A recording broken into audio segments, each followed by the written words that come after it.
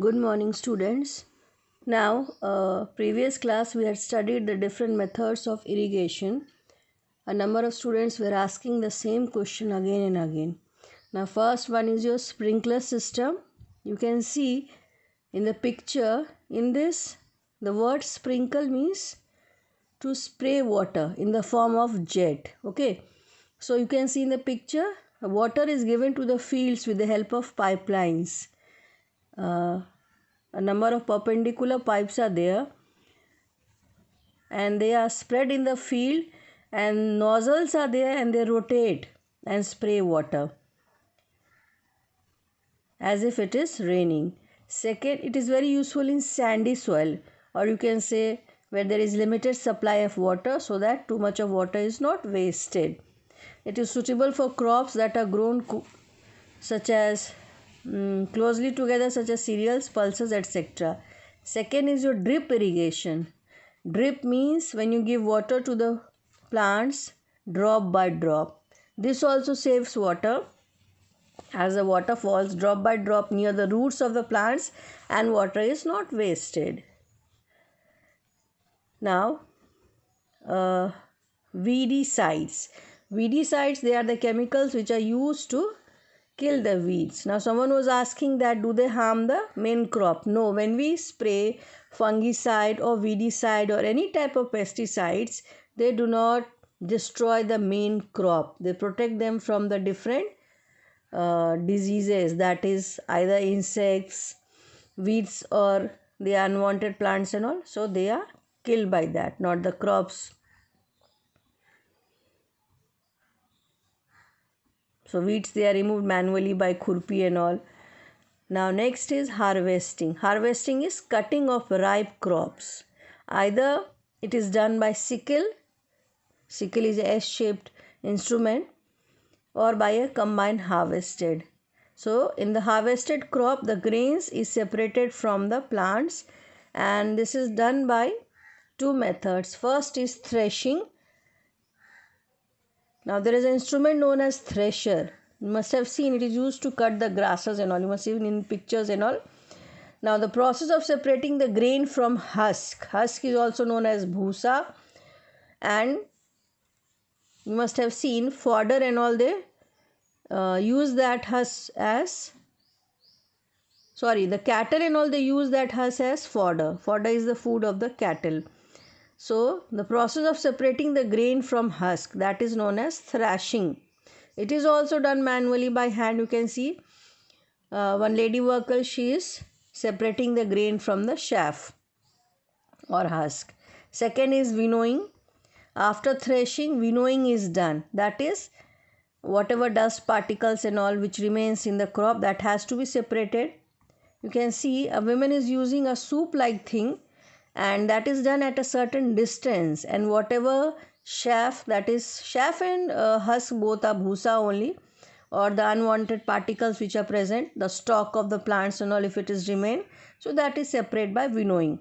Winnowing is done at a certain height.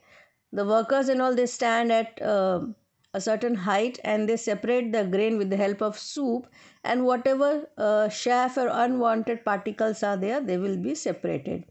Now in India, we separate the harvesting festivals with a lot of enthusiasm and energy. On 14th April, we just had Vaisakhi, Bihu and all. So that was the harvesting seasons. Other examples are also given here, like Bihu, Nabanya, Makar Sankranti. These are the name of harvesting seasons which are celebrated all over India, different parts of India. Generally, Makar Sankranti is celebrated on 14th January. Now, next is storage and protection of crops. Now, grains which are obtained by threshing, they are dried in the open. Now, generally in India, sun drying is the cheapest and best method to kill the germs. And adequate drying of grains is done so that whatever microorganisms, because microorganisms, they need moisture to breed. So to kill them, we generally, before storing the grains, they are dried in the sun. Now the various methods of storing grains are, if you have to store grains for a longer period, different methods are there. You can see in the picture, dried grains, they are stored in jute bags, metallic bins or mud bins. You can see one picture of silo is given. Silos, they are big metallic containers where the grains are stored. Large scale storage of grains, it is done in silos and granaries. You know, Golghar which we have in Patna, that is also a granary. It is a granary where grains are stored.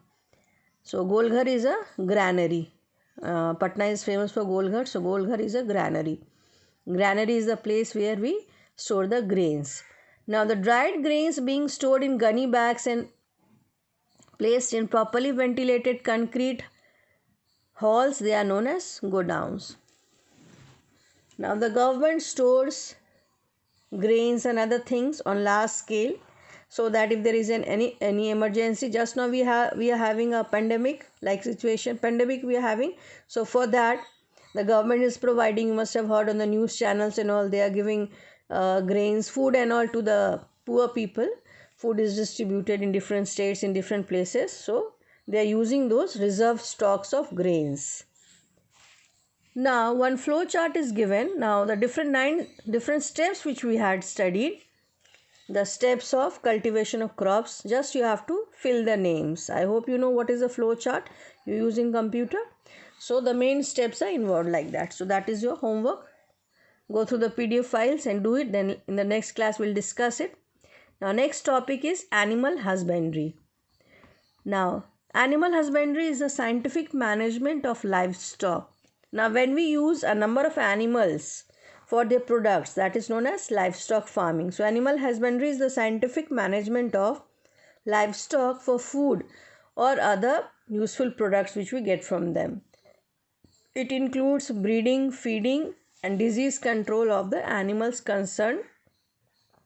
Now in India we are having 36 pure cattle breeds, and in lower classes you had red milch animals.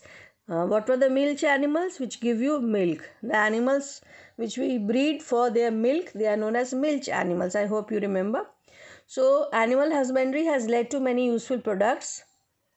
Milk is obtained from a number of sources like cows, goat, buffaloes and other animals. And in desert areas and all, even camel is also used for giving milk and other products also. And these milk and all, they are used to make cheese, ghee, butter, etc. Now eggs produced from the hen, geese and turkey. Turkey is also a big bird. Its egg is eaten, and its meat is also sold in the market during the time of Christmas and all. Now meat produced from goats, sheep, poultry and all. Then other products which we get from the animals is fish, wax and honey.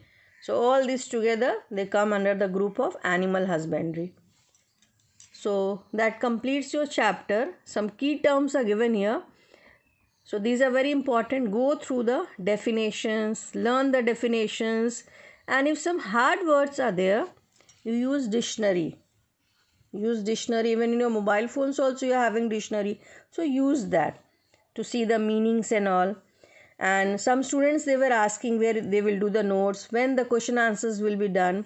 So in the next class we'll do the question answers. Your homework is to go through the different objectives which are given, question answers which are given, and if you are able to solve it, it's well and good. Otherwise we'll discuss that in the next class. And very important is that I have seen in both the boys and girls group, they ask the same question to the different teachers. Now all of you have come in 8th standard, and since you are at your homes, somewhere saying they do not have new copies and all, it's not necessary to buy new copies where you will write the different notes. Make one rough book. You must be having old notebook, and in that old notebook you can divide the pages, and that can be used for writing all the notes. Even if you don't have old notebooks, you can use the diaries and all, whatever is easily available to you. That does not matter. Main thing is you have to study, you have to complete the course and practice everything. Just as timetable is given, you have to stick to your timetable, follow the different timetables of different subjects. Now one student was saying that why am I sending 1 or 2 pages only? Why am not sending the whole chapter in the form of PDF? So only 1 or 2, 3 pages we can do every day. Now I cannot complete one chapter in one day, and we are going slow so that you can easily understand. There is no problem. We do just like we used to do in the classrooms. I do a quick recap. If something you have not understood, go thoroughly through the PDF files of different subjects and don't keep on asking the same question. So use whatever old notebooks which you are having, which is easily available to you, that can be used for writing the notes, and some are writing the answers and sending in WhatsApp also. So don't do that. Keep it. And when we meet in school, I hope we meet soon. When we meet, then we'll do all these corrections and all will be done. First and foremost important thing is you have to complete the chapter. You have to understand the chapter. So you have to read and revise properly. Go through the chapter and do the objectives and the question answers. In the next class, recall is also given here. Whatever important points are there, you can easily recall, learn the definitions and all. So you can see A is 4 objectives are given here. You have to choose the most appropriate answer. So try to do this so that your revision can be done easily, because when you solve the question and answers yourself, revision is done. And in the next class, we'll do all the notes. I will discuss all the fill in the blanks, question answers, objectives. I and Anju madam, both of them, they will discuss it. So don't worry, everything will be done. But first thing is you have to complete the chapter. You have to understand it thoroughly and be smart. All of you are already very smart. So show that in your behavior.